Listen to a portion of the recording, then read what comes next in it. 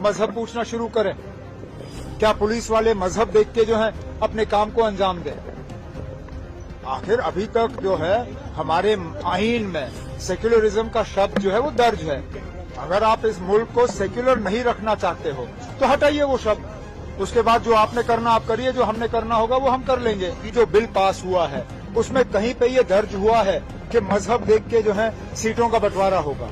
उसमें सिर्फ और सिर्फ मेरिट के बुनियाद पे सीटों का फैसला होना था इम्तिहान के बाद।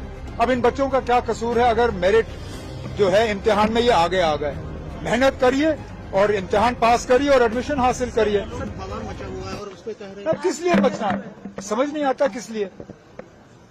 जब असेंबली ने बिल पास किया माता वैष्णो देवी यूनिवर्सिटी को एस्टैब्लिश करने के लिए, उसमें मुझे बताइए ना कहाँ पे लिखा था कि एक मजहब के लड़कों को या लड़कियों को उससे बाहर रखा जाएगा?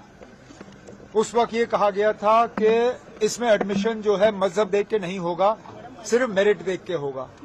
अब जब मेरिट के बुनियाद पे एडमिशन के फैसले हो जाते हैं तो कुछ लोगों को ये पसंद नहीं है। अगर आपको बिना मेरिट के एडमिशन करना है तो सुप्रीम कोर्ट से इजाजत ले लीजिए, क्योंकि जहां तक मैं जानता हूं बिना मेरिट के आप एडमिशन दे नहीं सकते हो। और यहां मेरिट को एक तरफ रख के सिर्फ मजहब देख के जो है एडमिशन के फैसले लिए जा रहे हैं, जो कि कम से कम जहां तक मैं जानता हूं हमारे मुल्क के आईन में इस बात की इजाजत नहीं है। अब कल को अगर हम मजहब देख के ये सारे फैसले करना शुरू करें तो क्या सोशल वेलफेयर की स्कीमें भी हम मजहब देख के की जाएं? क्या राशन के दुकान भी मजहब पूछना शुरू करें? क्या पुलिस वाले मजहब देख के जो है अपने काम को अंजाम दें? आखिर अभी तक जो है हमारे आईन में सेक्युलरिज्म का शब्द जो है वो दर्ज है। अगर आप इस मुल्क को सेक्युलर नहीं रखना चाहते हो तो हटाइए वो शब्द। उसके बाद जो आपने करना आप करिए, जो हमने करना होगा वो हम कर लेंगे। लेकिन मैं फिर इस बात को दोहराता हूं, बीजेपी को शायद अब सुनील शर्मा को आए हुए चंद ही दिन हो गए, उन्हें वो असेंबली का जो एक्ट है वो निकालना चाहिए। वो रिकॉर्ड में होगा, असेंबली के रिकॉर्ड में होगा। एलओपी हैं, असेंबली के सेक्रेटरी से वो रिकॉर्ड मांगे और देखें ना जो बिल पास हुआ है उसमें कहीं पे ये दर्ज हुआ है कि मजहब देख के जो है सीटों का बंटवारा होगा। उसमें सिर्फ और सिर्फ मेरिट के बुनियाद पे सीटों का फैसला होना था इम्तिहान के बाद। अब इन बच्चों का क्या कसूर है अगर मेरिट जो है इम्तिहान में ये आगे आ गए?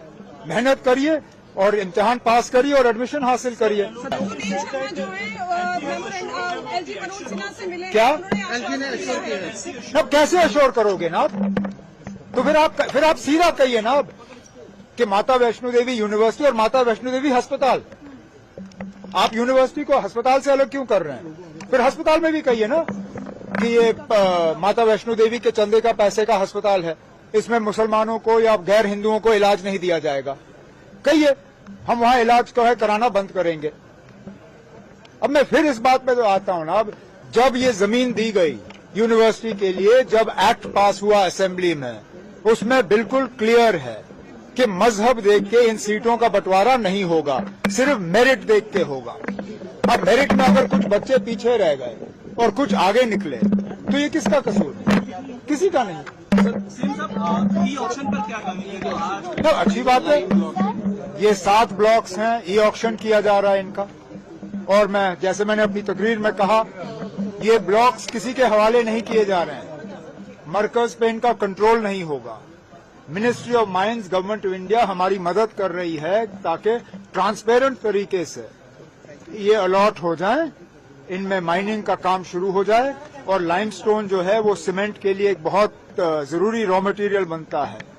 कोशिश की जाएगी कि न सिर्फ वहां माइनिंग हो, बल्कि अगर एक आध वहां सीमेंट इंडस्ट्री भी लगे तो वहां पे जो बेरोजगारी है उस बेरोजगारी को थोड़ा हम कम कर पाएंगे।